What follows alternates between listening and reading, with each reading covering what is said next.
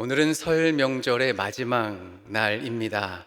이제 수요 예배를 드리고 나면 내일부터 일상의 삶으로 돌아가게 되는데, 우리 명절을 끝으로 이제 명절을 맞아 하나님의 축복을 담아 옆에 사람에게 서로 인사하면 좋겠습니다. 새해 하나님이 주시는 복 많이 받으세요. 우리 한번 인사하고 말씀 듣겠습니다. 새해 복 많이 받으세요. 우리 시대의 명절이 크게 세 가지로 이렇게 변화하고 있는 것 같습니다. 첫 번째는 과거처럼 며칠씩 음식을 장만하고 준비해서 명절을 보내는 사람들보다는 점차 시중에 밀키트나 또 배달 음식 아니면 식당에 직접 함께 가서 음식을 먹고, 또 그 시간에 가족들과 더 깊은 대화를 나누려는 분들이 많아지고 있는 추세입니다.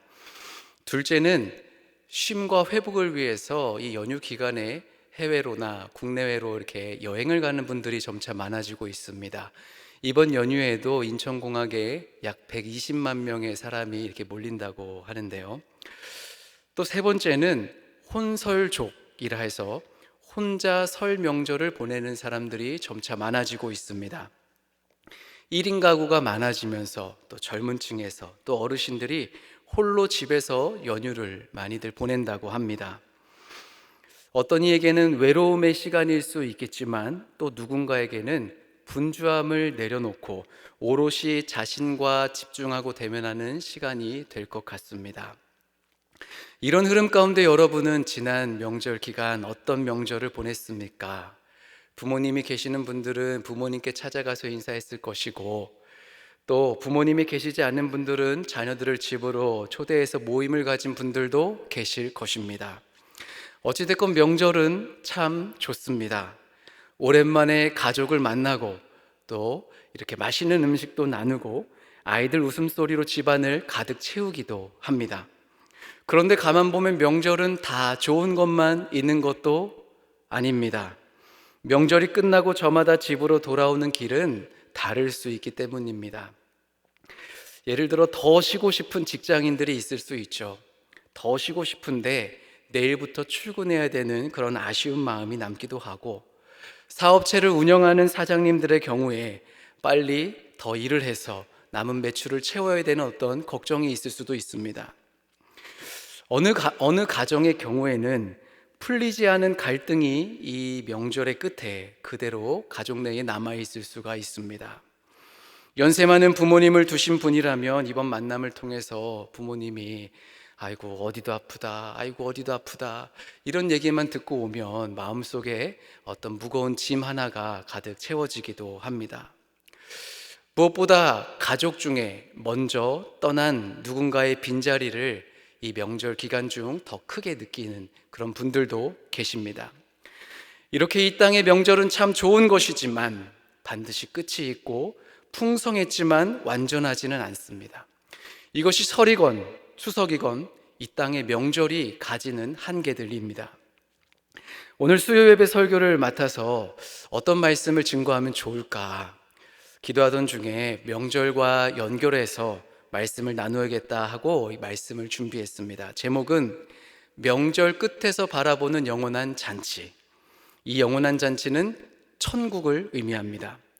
명절은 좋은 것이지만 완전하지는 않으니 우리는 궁극적으로 영원한 잔치, 즉 천국을 바라고 소망해야 된다라는 주제로 말씀을 증거하겠습니다. 그렇다면 천국은 어떤 곳일까? 성경에 이 천국에 관한 말씀이 아주 많이 나와 있는데, 우리는 오늘 이사야 25장의 말씀을 읽었습니다. 이사야 24장에서 27장은 심판과 회복의 메시지로 되어 있는데, 25장은 하나님께서 마침내 최후 승리를 거두시고 그의 자녀에게 잔치를 배설해 주시는 내용입니다. 이사야는 기원전 8세기 인물이죠. 당시 남유다의 국제 정세는 아주 불안했습니다. 유업적인 압수르 제국은 점차 왕성해져 갔고 기원전 722년에 북이스라엘이 멸망하게 됩니다. 이어서 남유다 역시 586년에는 아수르가 예루살렘까지 침공하게 됩니다. 그러니까 유다는 언제 망해도 이상하지 않은 그런 상황 중에 그러한 국내외적 여러 혼란스러운 정세 속에서 이사야가 예언을 하는 것입니다. 이사야는 국가의 회복을 예언할 뿐만 아니라 이스라엘의 역사를 넘어서, 즉 역사의 끝, 하나님의 구속사의 완성을 이야기하고 있습니다. 그리고 이 구속사의 완성을 하늘나라의 잔치 이미지를 통해서 설명하고 있습니다. 그렇다면 우리가 궁극적으로 맞이하게 될 이 영원한 잔치는 어떤 잔치인가? 오늘 말씀에 세 가지로 나누도록 하겠습니다. 첫 번째로, 영원한 잔치는 하나님이 친히 준비하신 잔치입니다. 6절 말씀에 보면은 만군의 여호와께서 베푸시리니, 하나님이 친히 준비하신 잔치입니다. 우리가 차려서 가는 잔치가 아닙니다. 우리는 초대받는 사람이 될 것입니다. 명절은 우리가 오롯이 준비하느라 지칠 수 있는 잔치입니다. 그러나 천국은 하나님이 친히 준비하셨기 때문에 우리는 참여하기만 하면 됩니다. 그리고 우리가 가게 될 영원한 잔치는 풍성한 잔치입니다. 여기 보면 기름진 것, 골수가 가득한 것, 오래 저장한 포도주, 맑은 포도주, 당대 최고의 음식들이 반복해서 등장합니다.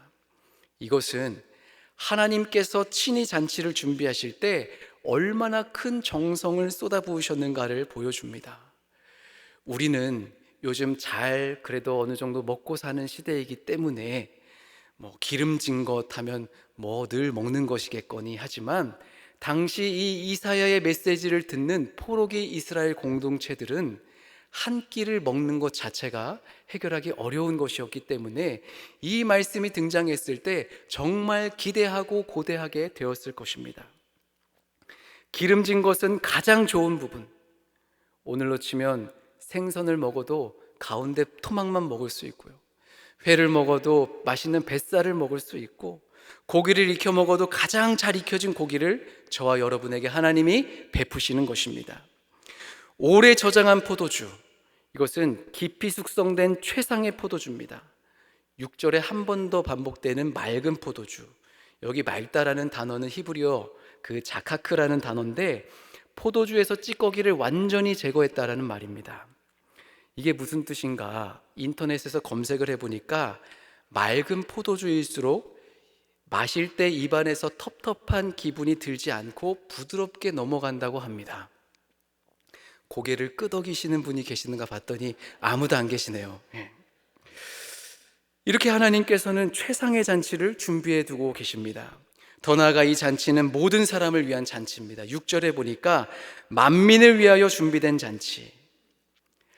그런데 이 땅의 명절은 누군가는 소외되는 잔치인 경우가 참 많습니다. 대표적으로 쪽방촌이나 고시원 거주자들입니다.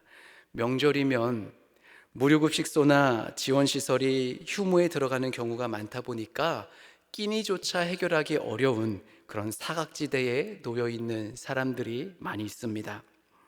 누군가는 화려한 어떤 명절 선물 세트를 가지고 이렇게 걸어가는데 그것을 보면서 느끼는 소외감은 이들에게 더욱더 큰 것입니다. 전통시장 소상공인과 영세 자영업자들도 그러합니다. 대형마트나 어떤 밀키트 시장의 성장에 밀려서 명절 대목을 누리지 못하고 연휴에도 쉬지 못하고 가게를 지켜야 하는 분들이 많이 있습니다. 홀몸 어르신들, 독거노인이라고도 하는데 자식들이 오겠지 하는 기대를 아예 접고 살아가시거나 아예 찾아올 가족이 없는 어르신들이 있습니다. 고립은둔 청년들입니다. 사회적 관계를 끊고 지내는 청년들에게 이 명절이란 시간은 오히려 더 고통스러운 시간이 될 수 있습니다. 그 밖에 외국인 근로자들에게는 소외되는 잔치가 오늘 우리가 누리는 명절 잔치입니다. 그러나 하나님이 베푸시는 잔치는 어떠합니까? 특정한 사람만을 위한 잔치가 아닙니다. 모든 민족 누구나 참여할 수 있는 만민의 식탁인 것입니다. 예수 그리스도를 주로 고백하는 사람들이라면 누구나 가릴 것 없이 모두 다 참여할 수 있는 잔치. 이 땅의 잔치는 준비하는 사람이 지칠 수 있는 잔치지만 하나님의 잔치는 친히 하나님께서 준비하시기에 우리는 그저 기쁨으로 참여할 수 있습니다.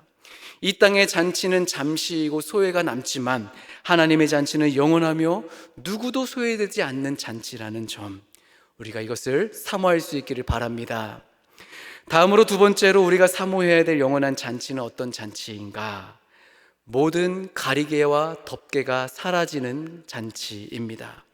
이사야 25장 7절 말씀을 저와 여러분이 함께 읽겠습니다. 또 이 산에서 모든 민족의 얼굴을 가린 가리개와 열방 위에 덮긴 덮개를 제하시며. 가리개와 덮개, 무슨 뜻입니까? 가리개나 덮개는 사실 같은 말입니다. 이사야는 같은 뜻을 두 번 말하면서 이렇게 병행법을 통해서 강조하고 있는 것인데, 구체적으로 뜻하면 영적 무지의 가리개가 있을 수 있다. 영적 무지의 가리개. 사람이 하나님을 알고도 못 아는 것처럼 살고 말씀을 듣고도 뜻을 이해하지 못하는 상태인 것입니다. 고린도후서에 보면 이것을 잘 설명하고 있는데, 제가 읽어보면 오늘까지 모세의 글을 읽을 때에 수건이 그 마음을 덮었도다. 그러나 언제든지 주께로 돌아가면 그 수건이 벗겨지리라.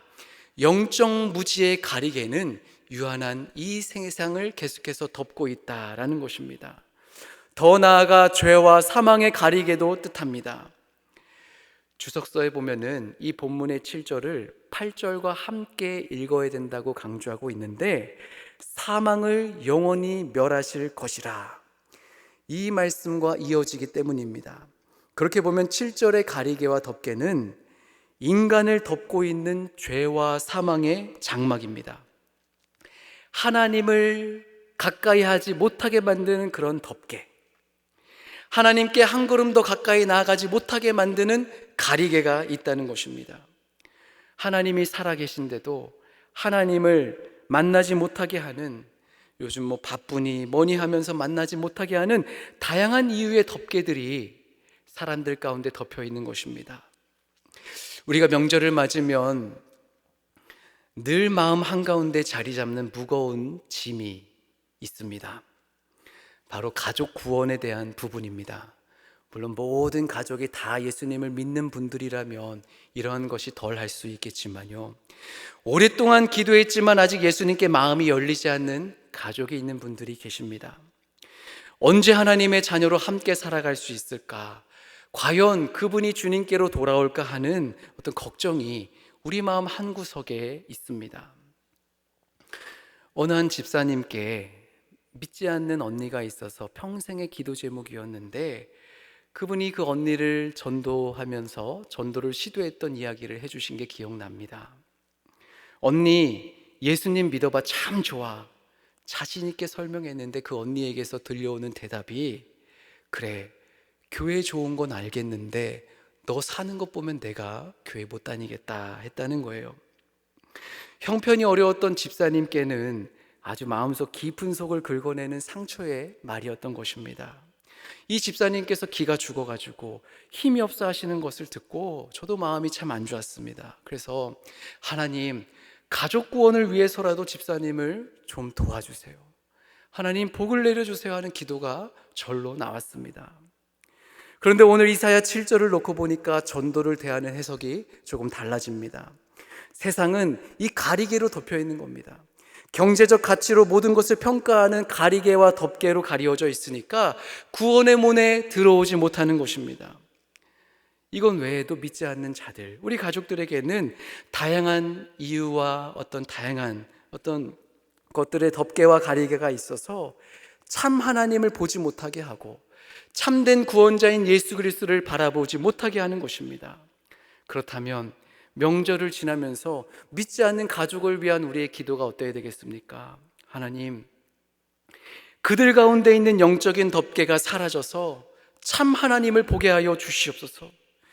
세상에서 참된 진리가 무엇인지 깨닫는 지혜가 있게 하여 주시옵소서. 이러한 영적인 무지의 가리개가 거쳐서 함께 하나님을 예배할 수 있게 하여 주시옵소서. 우리가 기도할 수 있기를 바랍니다. 그래서 언젠가는 다가오게 될 그러한 명절에는 우리 모두가 함께 명절 예배를 드릴 수 있는 그날이 속히 올 수 있기를 주님의 이름으로 축복합니다. 다음으로 두 번째로 가리개와 덮개의 뜻이 있습니다. 첫 번째는 영적 무지의 가리개라면 두 번째는 관계의 가리개입니다. 관계의 가리개. 7절을 자세히 보면 얼굴을 가린 가리개다. 얼굴은 인간 존재를 뜻합니다. 인간의 삶이 무언가에 가려져 있습니다. 우리는 눈을 뜨고 있는데도 못 보는 것이 있습니다. 가만 보면 우리네 명절에도 관계의 가리개가 있습니다. 친척끼리 서로 같은 자리에 앉아도 서로 진짜로 못 보는 경우가 있습니다. 말은 오가는데 마음은 닫혀있는 어떤 가족이 있을 수 있고, 겉으로는 웃지만 속마음은 숨기고 있는 가족이 있을 수 있습니다. 오랜만에 만나서 가까이 앉았는데 멀게 느껴지는 가족이 있습니다. 왜입니까? 우리는 서로를 하나님 안에서 투명하게 바라보지 못하고 상처와 비교와 자존심과 과거의 기억이라는 가리개로 가족들을 대하기 때문입니다. 가족은 세상에서 가장 따뜻한 품과 공동체가 되기도 하지만 동시에 나의 가장 치명적인 약점과 지우고 싶은 과거를 잘 아는 그런 목격자이기도 하기 때문에 어느새 나도 모르게 이 관계의 가리개를 가지고 대하기 마련인 것입니다. 그런데 여러분, 오늘 7절 말씀에 의하면 천국, 즉 영원한 잔치에 가면 이러한 관계의 가리개가 다 사라진다 말씀합니다. 왜냐하면 하나님을 있는 그대로 알게 되고 하나님 앞에서 나 자신을 있는 그대로 보게 되니까 서로 간의 관계 안에서 자유함이 생기고 관계의 가리개가 걷히고 새롭게 볼 수 있게 되는 것입니다. 오해가 풀리고 서로 간에 막혔던 장벽이 사라지게 되는 것입니다. 그리고 더 나아가 이 덮개는 7절에 보면은 열방 위에 덮인 덮개다 표현합니다. 열방 위에 덮인 덮개. 즉 이 세상의 덮개와 가리개는 개인의 문제를 넘어 열방 위에도 덮여 있습니다. 세상의 문화, 세상의 제도, 이 땅의 어떤 시대 정신과 가치관, 인간사의 구조도 어떤 가리개의 논리 속에서 굴러가고 있는 것입니다. 이 명절이 너무나 좋은 명절인데도 어떤 이는 더 고립되는 것입니다. 명절은 따뜻한데도 어떤 이는 더 상처받습니다. 명절은 함께인데도 어떤 이는 더 외롭습니다. 왜입니까? 세상은 이 관계를 회복시킬 능력이 없기 때문입니다. 죽음을 제거하는 능력도 없고 죄책과 수치를 벗기는 능력이 없기 때문입니다. 그래서 하나님이 이런 가리개와 덮기를 제해 주셔야 됩니다. 근데 오늘 말씀에 보니까 또 이 산에서 모든 민족의 얼굴을 가린 가리개와 열방 위에 덮인 덮개를 제하시며 하나님이 제해 주신다 선포하십니다. 우리가 가게 될 천국은 새로운 것을 추가하는 정도가 아니라 우리 위에 덮였던 모든 답답한 것들을 벗겨내는 완전한 구원인 것입니다. 이 덮개를 제했다 하는 것은 확장해 보면 마태복음에서 예수님이 죽으셨을 때 성소의 휘장이 찢어진 것을 생각나게 합니다.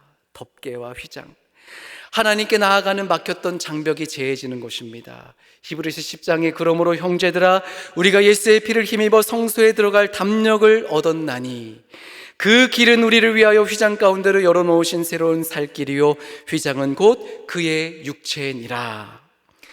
영원한 잔치에서 이 가리개가 제거되는 것은 이미 십자가에서 예수 그리스도를 통해 시작된 구원의 사건입니다. 오늘 사순절이 시작되는 제수요일인데 우리가 앞으로 시작될 이 사순절을 통해서 이 구원의 은혜와 감격을 더욱더 회복하는 저와 여러분이 될 수 있기를 주님의 이름으로 축복합니다. 그 구원의 완성이 바로 천국입니다. 그러한 천국을 우리가 기억할 수 있길 바랍니다. 마지막 세 번째, 영원한 잔치는 어떤 곳인가? 천국은 기다림 끝에 오는 기쁨이 오는 곳입니다. 기다림 끝에 기쁨이 오는 곳이다. 마지막으로 읽은 25장 9절 말씀에 보면은 반복해서 나타나는 단어가 우리가 그를 기다렸으니, 우리가 그를 기다렸으니 우리는 그의 구원을 기뻐하며 즐거워하리라. 원어의 뜻은 기다렸다는 것이 단순히 어떤 기다린다는 것이 아니라 정말 긴장을 가지고 정말 소망을 가지고 간절히 기다리는 것을 뜻합니다. 이사야의 시대는 아스루의 위협이 있다고 말씀드렸습니다. 바벨론의 엄청난 그림자가 드리워진 시대였습니다. 남유다 백성들에게 그렇게 기도하고 기도해도 이 구원이 속히 오지 않는 것입니다. 고통당하고 힘겨운 그 억압된 현실 속에서 그저 소망을 품고 기다리고 있는 것입니다. 그렇게 억압 속에서 기다리던 자들이 마침내 우리는 그의 구원을 기뻐하며 즐거워하리라라고 선포하게 될 날이 오게 될 것이라고 이사야는 선언하고 있습니다. 여기서 우리는 가시적으로 천국의 모습을 상상해 볼 수 있습니다. 천국은 기쁨과 즐거움이 충만한 상태입니다. 우리가 이 세상에서 살아가면서 쌓였던 억눌림과 때로 흘렸던 눈물과 힘겨운 인내의 순간이 한순간에 보상되는 경험, 그것이 천국에 가게 될 때 여러분이 경험하게 될 것입니다. 오늘 우리는 세 가지를 보았는데, 정리하면 천국은 하나님이 친히 베푸시는 영원한 잔치라는 것, 그리고 천국은 모든 가리개와 덮개가 벗겨지는 곳이라는 것입니다. 그리고 천국은 기다림 끝에 참된 기쁨이 오는 곳입니다. 그리고 이제 마지막으로 이 말씀을 들은 여러분에게 묻고 싶습니다. 그렇다면 왜 우리는 천국을 사모해야 하는가? 단지 죽어서 가기 위해서인가? 단지 이 세상에서의 어떤 힘든 고통을 피하기 위해서인가? 이것 넘어서 더 중요한 뜻이 있습니다. 바로 천국을 진심으로 사모하는 사람일수록 이 땅에서 더 거룩하게 살게 되고, 더 하나님의 뜻에 선하게 살게 되며, 더 용기 있게 이 시대를 바꾸며 살아가게 되기 때문입니다. C.S. 루이스가 이런 말을 했습니다. 이 세상을 위해서 가장 많은 일을 한 사람들이 누구인가? 이 세상을 위해서 가장 많은 일을 한 사람들이 누구인가? 바로 천국을 가장 많이 생각한 그리스도인이다. 이런 말을 했습니다. 역사가 증명합니다. 폭정과 사치가 난무했던 로마 제국을 변화시키기 시작한 사람들이 누굽니까? 바로 하나님 나라를 바라보던 사도들과 초대교회 성도들이었습니다. 어둠이 가득했던 중세시대의 진리의 빛을 다시 밝혀서 사람들에게 소망을 준 사람들이 누굽니까? 바로 종교개혁자들입니다. 그들은 천국을 사모한 사람들입니다. 또 100여 년 전 우리나라 이 땅이 우상숭배와 미신과 가난과 무지 속에서 신음할 때에 예수 천당을 외치며 헌신했던 믿음의 선배들이 누구였습니까? 천국을 사모하며 살아갔던 사람들입니다. 사랑하는 성도 여러분, 천국을 사모하는 사람들이 이 세상을 변화시켰다 하는 것입니다. 천국 잔치를 사모하는 사람은 오늘 이 땅에서도 다른 방식으로 살아가는 사람들입니다. C.S. 루이스가 그의 유명한 저서 순전한 기독교에서 남긴 유명한 말이 하나 더 있는데, 이런 말을 했습니다. 천국을 지향하면 세상을 덤으로 얻을 것이요, 세상을 지향하면 둘 다 잃게 될 것이다. 우리가 천국을 사모하면서 살면 세상을 얻게 될 것입니다. 그런데 세상을 사모하면 천국도 잃고 세상도 잃게 될 것이라는 말입니다. 이것은 역사의 교훈입니다.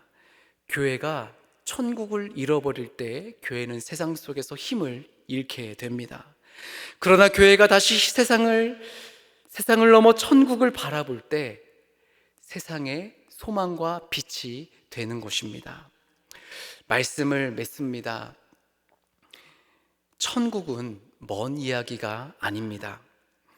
저와 여러분이 언젠가 돌아가게 될 본향이자 집입니다. 우리가 기다리는 주님의 품이 곧 천국입니다. 그런데 우리가 긴 명절 연휴를 돌아보면서 이 땅의 명절은 끝이 있지만 하나님이 예비하신 잔치는 끝이 없음을 우리가 기억할 수 있기를 바랍니다. 또한 이 땅의 기쁨과 안식은 잠시뿐이지만 그날의 기쁨과 잔치는 영원할 것을 우리가 기대할 수 있기를 바랍니다. 더 나아가서 우리가 결단할 수 있기를 바랍니다. 세상에 살지만 세상을 선택하지 않고 천국을 사모하며 하나님을 선택하며 살아갈 수 있기를 바랍니다. 그리고 더 나아가서 하나님 나라는 너희 안에 있느니라 말씀하신 예수님의 말씀에 따라서 오늘 우리 삶에 하나님의 통치가 임하도록 주님의 말씀을 따라가는 모든 세문안교회 성도님들 되시기를 주님의 이름으로 축복합니다. 기도하겠습니다. 살아계신 하나님, 오늘 이사야의 말씀을 통해서 하나님이 친히 준비하신 영원한 잔치를 바라보게 하시니 감사합니다.